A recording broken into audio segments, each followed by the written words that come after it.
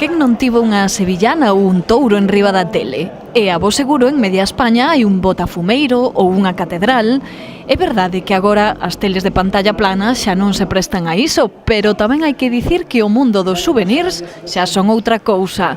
Das típicas figuriñas en máis pasamos agora a unha gran variedade de produtos moito máis vistosos e máis útiles. Agora o que estamos vendendo moitísimo son as camisetas e tamén se venden as tazas para o desayuno, cousas prácticas, porque antes non existían pois as camisetas, o que mercaban as persoas que viñan aquí a Santiago era o chaveiro, o botafumeiro, todo relacionado co botafumeiro, o apóstol.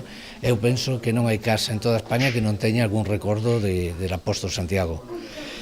Que sucede? Que é moito máis agradecido, porque regalarlle un rapaz a boa unha camiseta, pois o rapaz a pode usar pois no inverno, no verán, aínda que lle quede un pouco grande, o rapaz medra e pode utilizar un pouquiño máis.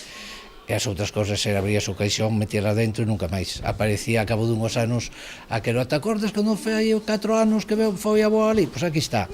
Camisetas moi poñibles, coidadas pulseiras que non parecen un souvenir, orixinais libretas, os recordos que agora os turistas poden levar de Santiago están moi modernizados e xa non apetece gardalos nun caixón. A xente, por exemplo, as pulseras, está todo, ves homes, mulleres, todos cheos de pulseras por todos os más, pois hai pulseras de todo tipo, o que se fai é colgase unha conchiña, colgase unha cruz de Santiago ou a cruz do Camiño. Pois un bolígrafo, un libreto que falábamos, os salvamantés, limas de uñas, que é unha cousa, fíjate que é curiosísimo, e véndese tamén moi ben, porque a xente, polo menos, dalle un pouco de uso.